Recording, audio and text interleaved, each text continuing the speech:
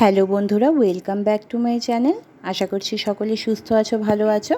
তো তোমরা জানোই আমার এই চ্যানেলে আমি ভ্লগিংয়ের পাশাপাশি কিছু ঘরোয়া রান্নার রেসিপিও এনে থাকি। তো আজকে তোমাদের জন্য যে রেসিপিটা এনেছি সেটি হচ্ছে একটি বাঙালি রেসিপি, পাঁচমিশালি লাবড়া বা সবজির তরকারি যেটা হয় সেটাই। তো চলো দেখে নিই কী কী লাগছে। তো উপকরণে লাগছে প্রথমে সবজি, যেখানে সব রকমের সবজি রয়েছে: আলু, পটল, কুমড়ো, বেগুন, বাঁধাকপি, মূলো, কাঁচকলা। যার বাড়িতে যেই ধরনের সবজি আছে তোমরা সবটাই দিতে পারো। এর পাশাপাশি লাগছে কাঁচা লঙ্কা স্বাদ মতো, যে যতটা ঝাল খেতে পছন্দ করো, জিরে গুঁড়ো আছে, নুন, হলুদ, স্বাদ মতো চিনি এবং ফোড়নের জন্য গোটা জিরে, শুকনো লঙ্কা, তেজপাতা। তো চলো রান্নাটা শুরু করি। কিভাবে করছি দেখে নাও। আশা করছি তোমরা যদি রান্নাটা করো বাড়িতে অবশ্যই টেস্টটা বুঝতে পারবে যে কতটা ভালো হয় খেতে।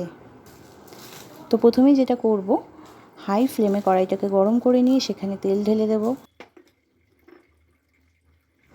কড়াইতে তেলটা দেওয়ার পর তেলটাকে ভালো মতো গরম হতে দেব। তারপর যেটা ফোড়নের জন্য রেখেছিলাম শুকনো লঙ্কা, তেজপাতা, পাঁচফোড়ন, সেটা দিয়ে দেব। দিয়ে ভালো মতো নাড়াচাড়া করব। নাড়াচাড়া করার পর যতক্ষণ না সুন্দর একটা স্মেল আসছে ততক্ষণ পর্যন্ত নাড়তে হবে। তারপর সবজিগুলো সবগুলো ঢেলে দেব। ঢেলে খুব ভালো মতন মিক্স করে নেব। তো সবজিগুলো ভালো মতো মিক্স করার পর ঢেকে দেব 2-3 মিনিটের জন্য এবং আগুনটা মিডিয়াম ফ্লেম করে দেব। আবার 2-3 মিনিট পর ঢাকা খুলে আবার ভালো মতো নাড়াচাড়া করতে হবে।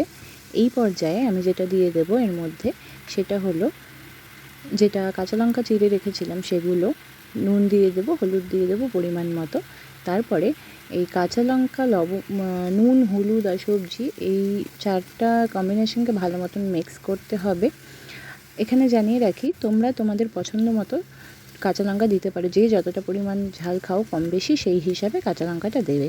তো আমার মিক্স করা হয়ে গেছে। এবার আবার আমি তরকারিটাকে ঢাকা দিয়ে দেব এবং মিডিয়াম ফ্লেম করে আরও 2-3 মিনিটের জন্য মিডিয়াম ফ্লেমে এটাকে হতে দেব।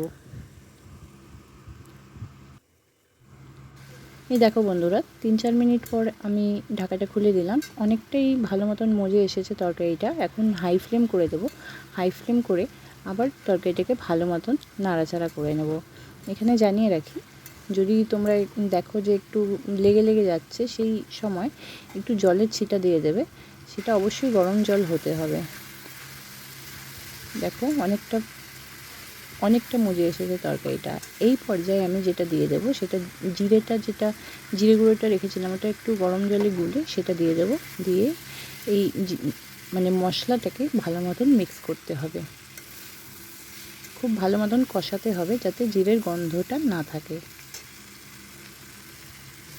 এই পর্যায়ে দেখো আমি একটু গরম জল অ্যাড করলাম। আমার মনে হচ্ছিল একটু লেগে লেগে যাচ্ছে কড়াইতে, তার কারণে আমি একটু সামান্য গরম জলটা অ্যাড করেছি। আর তরকারিতে সামান্য মাঝে মাঝে একটু গরম জলে ছিটা দিলে বেশ ভালো মতন সেদ্ধও হয় আর মজে যায়। এই পর্যায়ে আমি চিনিটা অ্যাড করে দিলাম। স্বাদ মতো চিনিটা দিতে হবে। তারপর সেটাকে ভালো মতন মিক্স করতে হবে। মিক্স করে আগুনটাকে আমি আবার মিডিয়ামে করে দেবো। মিডিয়ামে করার পরে সেটা আবার নাড়ব। মিডিয়াম ফ্লেমে একটু হতে দেব এবং 2-3 মিনিটের জন্য আবার সেটাকে ঢাকা দিয়ে দেব। এই তরকারি যদি একটু ঢাকা চাপা দিয়ে রান্না করা হয় তাহলে খুব ভালো হয়। এই দেখো ঢাকাটা খুলে দিলাম। অনেকটা দেখো এখন 80% মতন আমার তরকারিটা প্রায় হয়ে এসেছে। এখানে আলু বা অন্য সবজি একটু খুন্তি দিয়ে ভেঙে দেখব যে কতটা পরিমাণ সেদ্ধ হয়েছে, সেই অনুযায়ী আমরা জলটা অ্যাড করব। পাশে আমি জানিয়ে রাখি যে পাশে আমি গরম জল বসিয়েছি ঝোলটা দেওয়ার জন্য। তো তোমাদেরকে এক্ষেত্রে বলে রাখি যে যতটা পরিমাণ এই যে নিরামিষ তরকারিটা আছে, এটা ঝোলটা যতটা পরিমাণ তোমরা নিজের ইচ্ছা মতো দিতে পারো। আমি যেহেতু এটা একটু ঝোল ঝোল রাখবো সেই জন্য জলটা এতটা দিলাম, কিন্তু তোমরা চাইলে জল কম দিতে পারো এবং কেউ শুকনো যদি চাও খেতে, সামান্য জল দিয়ে সেটাকে শুকিয়ে নিতে পারো। ঠিক আছে?